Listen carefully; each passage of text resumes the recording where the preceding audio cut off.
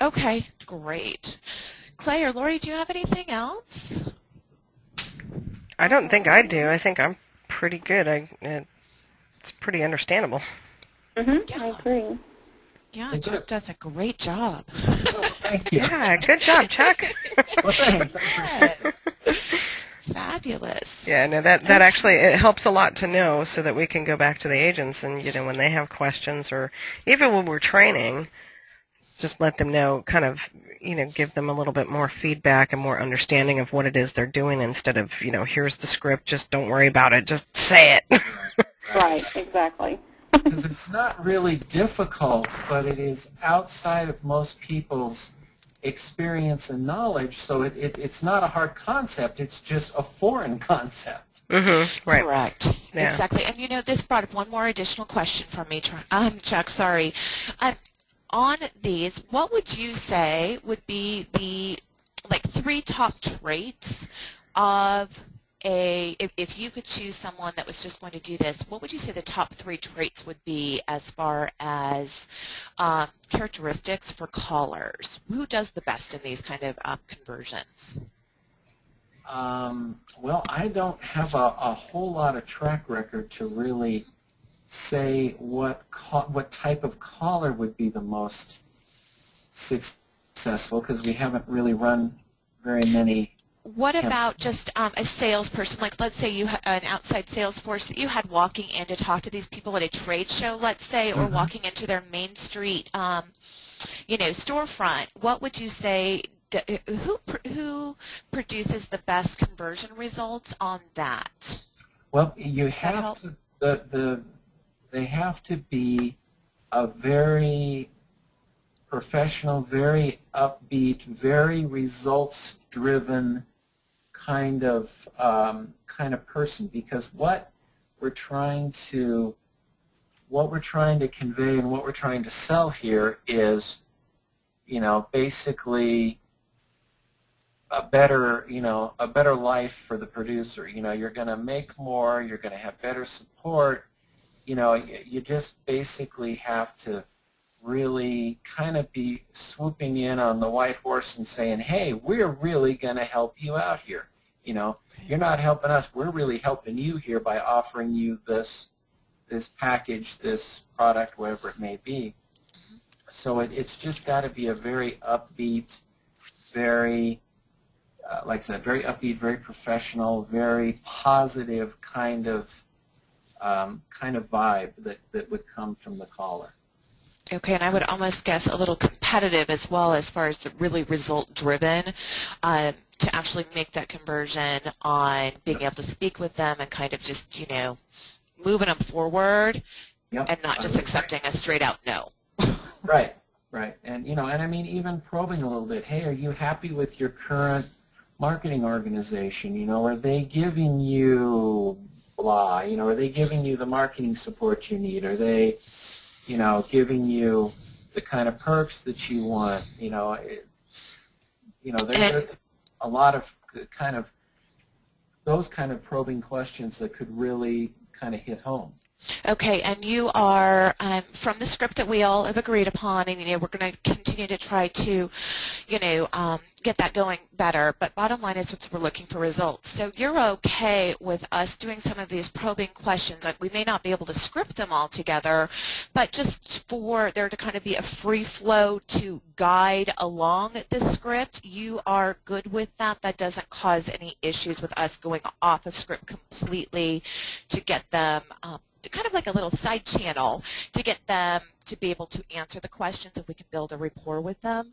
No, that's fine, as long as we're not making any explicit representations or promises that might, come back to, any representations or promises that are not on the script. You know what I mean?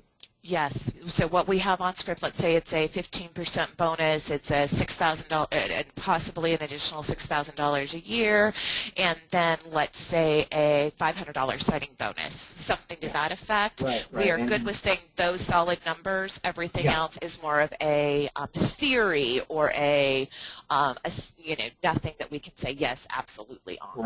Right. Because the only thing that could run into a problem is if we made some kind of representation that caused a problem with compliance or something like that. But if it's something that's stated in the script and has been approved by the client, then yeah, referring to it different ways, or like I said, things that are not specific representations are fine. Like, hey, you happy with the folks you're working with? Are they giving you the marketing support you need? Are you getting the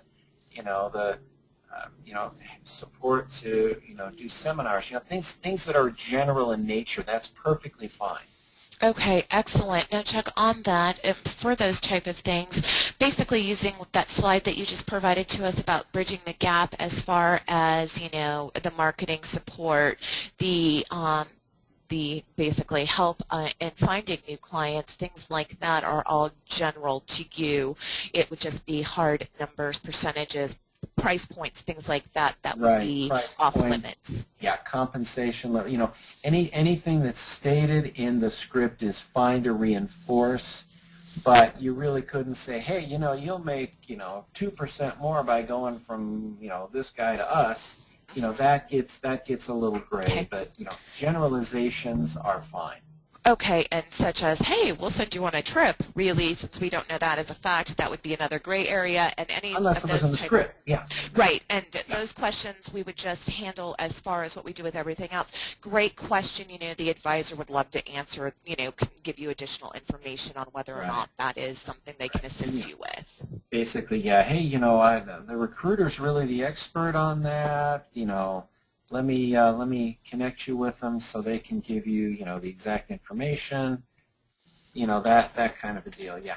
That's okay, fine. perfect. Now let me ask this too. The people that we would be transferring the live transfers to, is the term within the industry recruiters? Are they recruiters? Are they advisors? What is the proper name for that particular segment? Generally, they would be considered recruiters. Okay. Some people call them coaches. There's some kind of cutesy terms out there that they use for them, but basically these folks are in the marketing organizations, and their job is to bring people in the door by whatever means possible. Okay, they're the closers for the most part. They really are. They are recruiters and closers. Okay, now let me ask this. If we use the general term, not to confuse our callers and just to make this very generic across the board, if we used the so XYZ advisor or ABC advisor, that is not something that would be offensive to a recruiter if they heard us, saying, hi, Mr. Jones, introducing you to Dan with ABC, company, and he will be your advisor. That is okay. There's only one problem with the term advisor, is that is also very loosely used as a description of the insurance producer themselves. Okay, excellent. Good point. So maybe representative or some other adjective we could throw in there would probably be a little bit better. Like maybe a specialist? Specialist is good. Yeah, that is very good actually. Great. I think that, that's just something generic, and that's it. Lori and Clay, from my point of view, I'm thinking for the poor callers, we've got all this jumble around us anyway, that if we can make it generic across the board, that will make it more consistent and much smoother in general to help, Chuck's group as well as the end user. Right. So, okay, Chuck, you don't see a problem with specialists, so I think that would not be at all. Great. Okay, excellent. Thank you